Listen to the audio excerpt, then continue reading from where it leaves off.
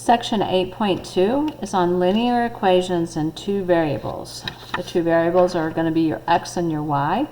Basically, a linear equation are equations that when you graph them, they make a line. Well, one way to get these equations on a coordinate plane is to make a table and pick values for x, and then solve for the y, and then graph the ordered pairs.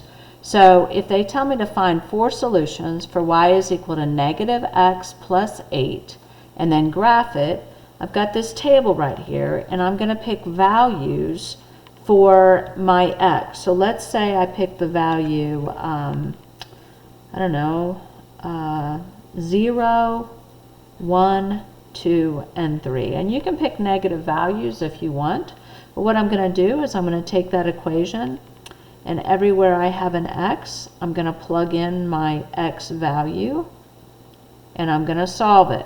So I have a negative 0 plus 8. That's obviously equal to 8. So y is equal to 8. So when x is equal to 0 on my graph, y is equal to 8.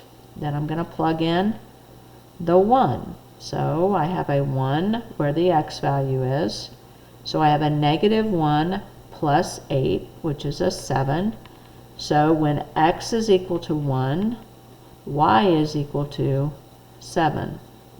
Now I'm going to plug a negative 2 in.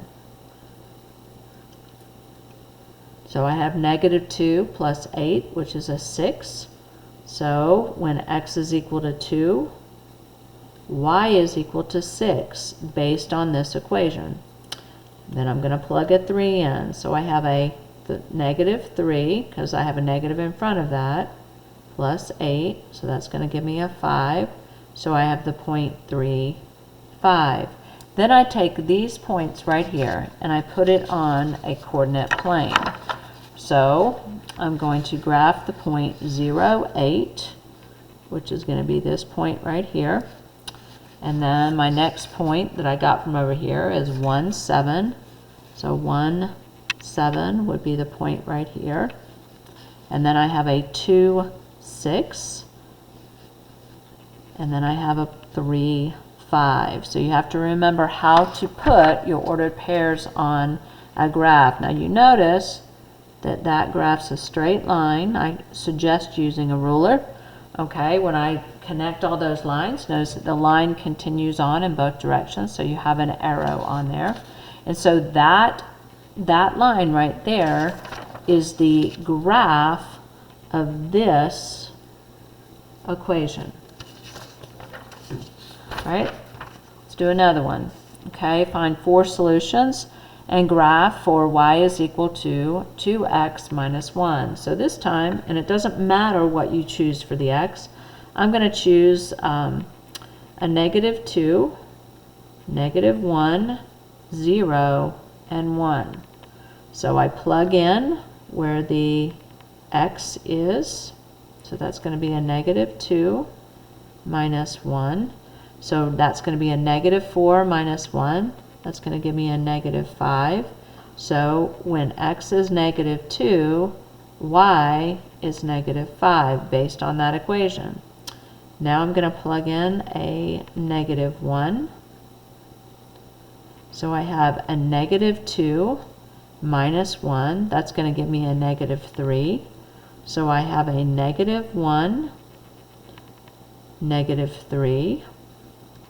And now I'm going to plug in a 0. So I have a 2 times 0 minus 1. That's going to give me a negative 1. So I'm going to have a 0, negative 1. When x is 0, y is negative 1. And then I have a positive 1 that I'm plugging in. So 2 times 1 minus 1 is going to give me a positive 1. So I have the point 1, 1. When x is 1, y is 1. And now I have to graph those 4 points. Now, if I've done it correctly, it will form a straight line. So I have the point negative 2, negative 5. Okay, make sure you're graphing it correctly, as I put it in the wrong spot. So that's the point negative 2, negative 5. Then I have the point here. I have the point negative 1, negative 3. So that's going to be that point right here. My next point is 0, negative 1. And then I have the point 1, 1. And you can see that it forms a straight line. Okay? So that is the graph of this equation. Now, they're not always in the right form. To be in the right form, I need to solve for my y. So I need a y by itself and everything else on the other side. So if you look at this particular one, I'm going to do it above here. So I have a negative 5x plus y is equal to 6. Now I need to get rid of this negative 5x. I need to take it over to the other side. So I want to add a positive 5x to both sides. When I do that, I'm going to get y equals on the left-hand side. And I'm always going to put my x value first. Eventually, you're going to find out why. But it's a good habit to get into because it's very useful later. So I'm going to pick 4 values for the x. And I'm going to plug it into this equation. So it's the same thing we were just doing, except for we solve for y first because we don't have y by itself. We want to do that before we start our problem.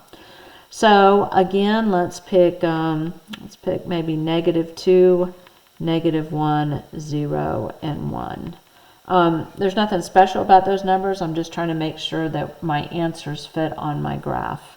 So I have y is equal to, and where the x is, I'm going to plug negative 2 in. So that's going to give me y is equal to negative 4 because I have a negative 10 plus 6. So when x is equal to negative 2, y is equal to negative 4. Then I'm going to plug in my negative 1. So that's going to give me a negative 5 plus 6, which is a positive 1. So when x is equal to negative 1, y is equal to positive 1.